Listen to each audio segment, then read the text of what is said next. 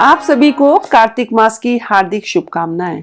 आप सभी के जीवन में भगवान विष्णु और माता लक्ष्मी की कृपा सदैव बनी रहे, ऐसी मेरी शुभकामनाएं हैं। मैं डॉक्टर मनीषा शर्मा आप सबका हृदय से स्वागत करती हूं। आज की इस वीडियो में मैं आपको कार्तिक मास के व्रत एवं स्नान की उद्यापन की विधि बताऊंगी। तो चलिए अपने इष्ट देव को प्रणाम करते हुए आज की वीडियो का शुभारंभ करते हैं। किसी भी व्रत को करने के बाद उद्यापन करना जरूरी माना गया है। उद्यापन के बिना व्रत का पूर्ण फल प्राप्त नहीं होता। इसलिए आपने चाहे कार्तिक के पूरे महीने का व्रत किया हो या 5 दिन यानी भीष्म पंचक के व्रत किए हो या आपने कोई भी इस महीने नियम लिया हो, तो आपको उद्यापन करना जरूरी है।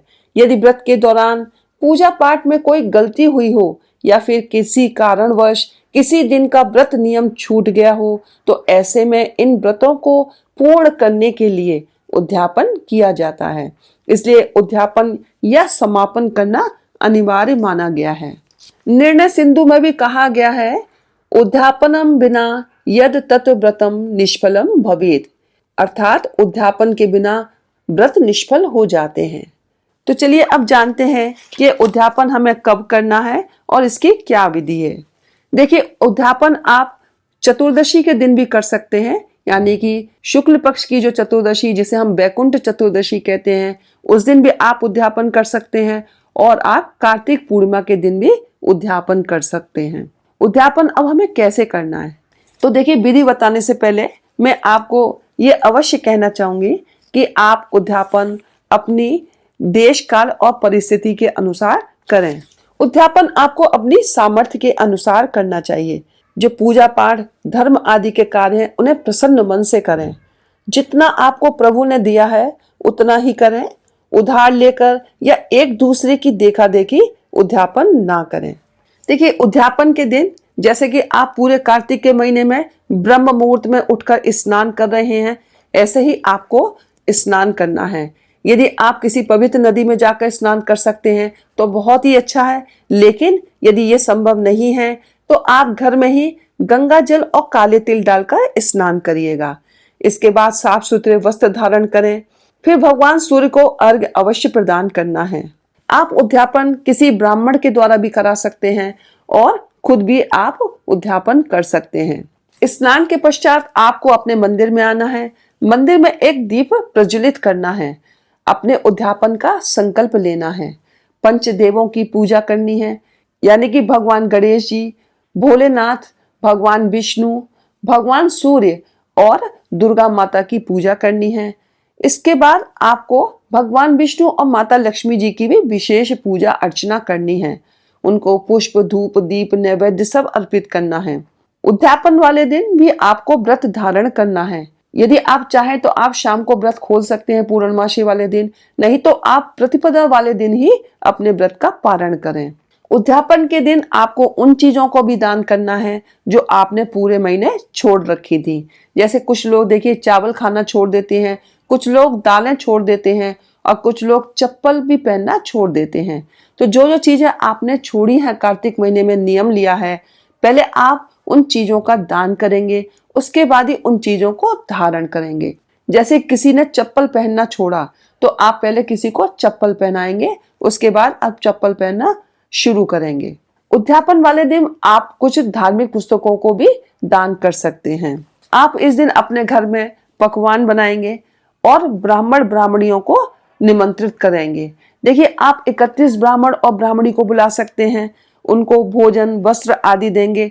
यदि यह संभव ना हो तो आप एक ब्राह्मण और ब्राह्मणी को जोड़े से बुलाइएगा। उन्हें भोजन यानी कि पूरी हलवा चना सब्जी जो भी आपको घर में पकवान बने उन्हें प्रेम से भोजन कराइएगा। उसके बाद आप उनको वस्त्र देंगे। देखिए, ब्राह्मणी को जोड़ा आदि देंगे, साड़ी देंगे और ब्राह्मण को भी जोड़ा देंगे। आप गर्म वस्त्र भी उनको दे सकते हैं। ब्राह्मणी के लिए आपको श्रृंगार का सामान अवश्य प्रदान करना है।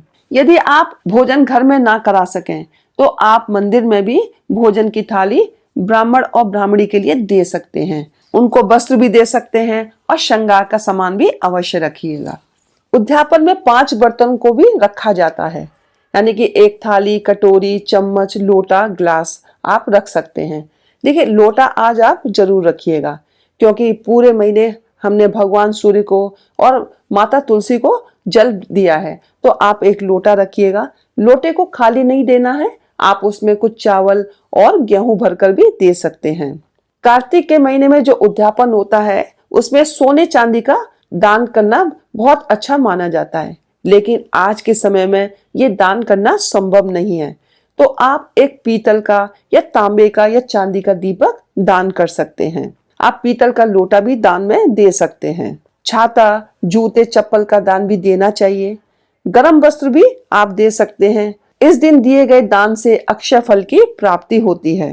देखिए, यदि आप ब्राह्मण और ब्राह्मणी को दान न दे सकें, तो आप अपने ये जो उद्यापन का सामान है, आप अपने नंद और नंदोई को भी दे सकते हैं, अपने सास ससुर को भी दे सकते हैं, और नहीं तो किसी सुहागन महिला को भी बुला करके आप अपने उद्यापन की विधि अपना सकते हैं। ये सारा सामान आप उनको भी दे सकते हैं। आपको आज के दिन चावल का दान अवश्य करना चाहिए, क्योंकि पूरे महीने जैसे हमने चावल दाल छोड़ी है, तो चावल का दान बहुत शुभ माना जाता है। लेकिन कुछ लोग ऐसे भी हैं, देखिए, कुछ वर्किंग है या कुछ लोग समय के अभाव में ये सब नहीं कर सकते, तो आप देखिए आज के दिन सूखा जो अन्न होता है, यानी कि दाल, चावल, चीनी, सब्जी, फल, आप सूखी चीजें भी आप मंदिर में दान कर सकते हैं। उसमें दक्षिणा रखना ना भूलें। अंत में आपको ब्राह्मण से प्रार्थना करनी है कि वो आपको आशीर्वाद दें। आप ब्राह्मण को एक जाप वाली तुलसी की माला भी दान में दे सकते हैं, और जो माला दें वो गोमुखी के साथ दीजिएगा। तो जो आपने पूरे महीने त्याग किया है, तपस्या की, व्रत किए, अब आपको उसकी पूर्णता का फल मिलने वाला है। तो आप प्रसन्न चित्त से, श्रद्धा भाव से उद्यापन करिएगा। आप जो कुछ भी भेंट करेंगे प्रभु के नाम पर, वो प्रभु उसको प्रेम से स्वीकार करते हैं। तो आप अच्छे से अपना उद्यापन करिएगा और आपको उसका फल अवश्य प्राप्त होगा। तो चलिए, आज की वीडियो में बस इतना ही। यदि आपको आज की वीडियो मेरी अच्छी लगी हो, तो प्लीज वीडियो को लाइक करें, मेरे चैनल को सब्सक्राइब करें, शेयर करें, बेल आइकन को प्रेस करें, ताकि आपको आगे आने वाली वीडियोस का नोटिफिकेशन प्राप्त हो सके। हर हर महादेव, जय भोलेनाथ।